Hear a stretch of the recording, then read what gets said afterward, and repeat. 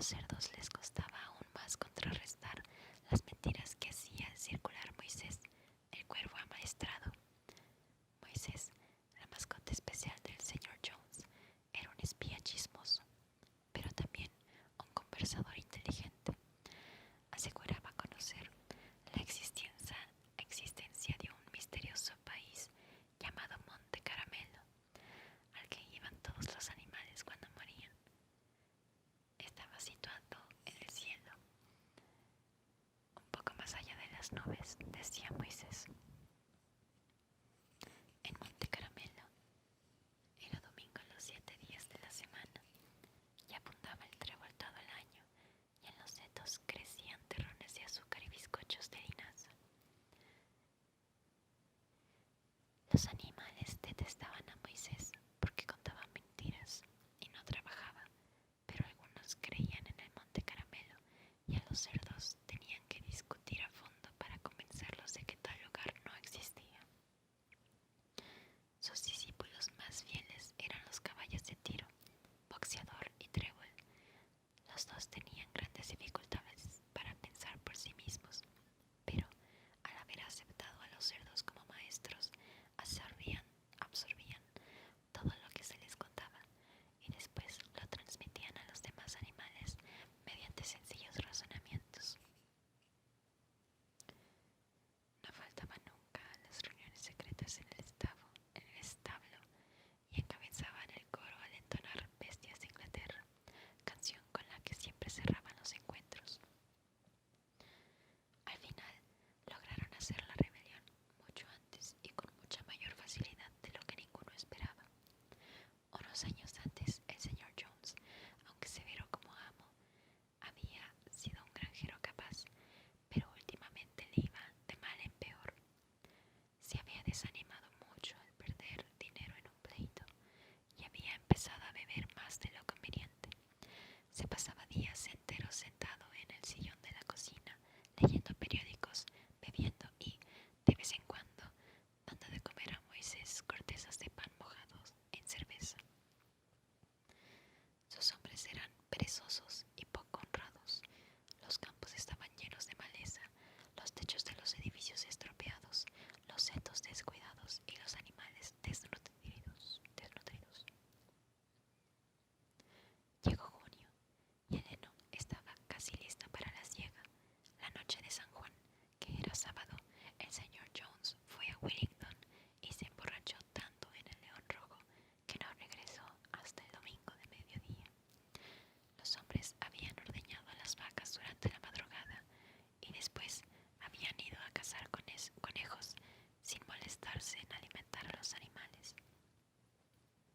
Al regresar, el señor Jones se echó a dormir de inmediato en el sofá de la sala y se tapó la cara con el periódico, de modo que por la noche los animales seguían sin comer. Llegó un momento en el que no lo soportaron más. Una de las vacas abrió con los cuernos la puerta del depósito y todos los animales empezaron a comer de los graneros. Fue entonces cuando se despertó el señor Jones. En un instante apareció con 4 hombres, descargando latigazos en todas direcciones. Eso era más de lo que los hambrientos animales podían soportar. De común acuerdo, aunque no habían planeado nada parecido, se lanzaron hacia sus torturadores. Jones y sus hombres fueron rodeados, empujados y pateados. La situación estaba fuera de control. Nunca habían visto que los animales se comportaran de esta manera, y el repentino levantamiento de las criaturas a las que estaban acostumbrados a golpear y maltratar con impunidad les hizo temblar de miedo. Después de unos instantes, dejaron de defenderse y salieron corriendo. Un minuto más tarde, los 5 huían en desbandada por una senda de carros que llevaba al camino principal, perseguidos de cerca por los jubilosos animales. La señora Jones miró por la ventana del dormitorio, vio lo que pasaba, echó en un morral todo lo que pudo y se escabulló de la granja por otro camino. Moisés saltó de su percha y la siguió aleteando, lanzando ruidosos graznidos. Mientras tanto, los animales habían perseguido a Jones y a sus peones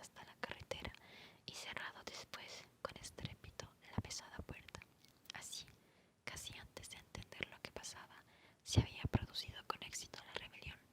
Jones estaba expulsado y ellos eran ahora los dueños de la granja solariega.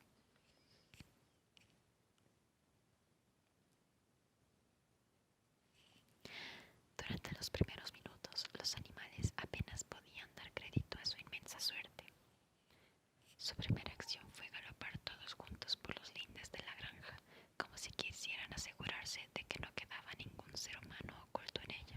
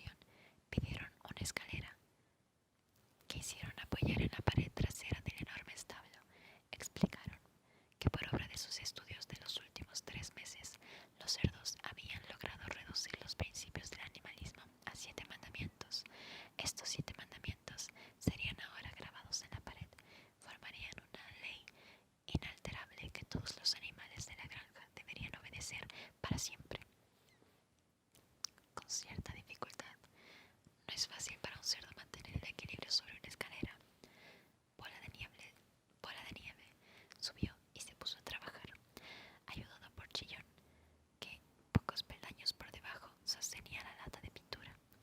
Los mandamientos quedaron escritos en la pared alquitranada en grandes letras blancas que se podían leer desde 30 metros de distancia, y decían esto: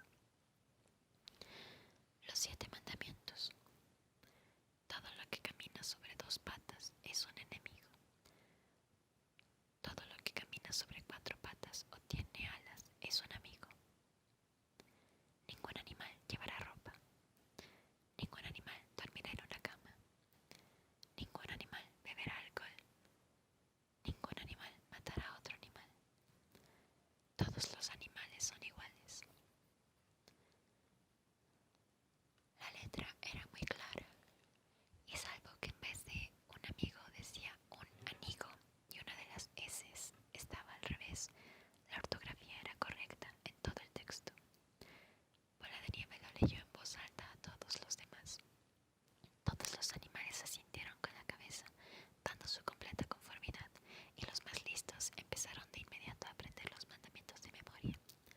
Ahora, camaradas, gritó Bola de Nieve, arrojando el pincel al Enar, que sea para nosotros una cuestión de honor recoger la cosecha en menos tiempo del que tardaban Jones y sus peones.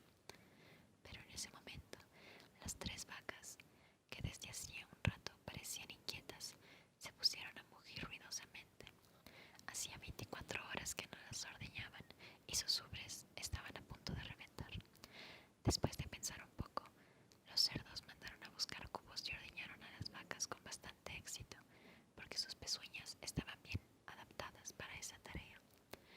Pronto hubo 5 cubos de espumosa y cremosa leche que muchos de los animales miraban con considerable interés. «¿Qué va a pasar con toda esa leche?», dijo alguien. «Jones salía a echar un poco en nuestro puré», dijo una gallina. «¿Qué importa la leche, camaradas?», gritó Napoleón, colocándose delante de los cubos. «Ya nos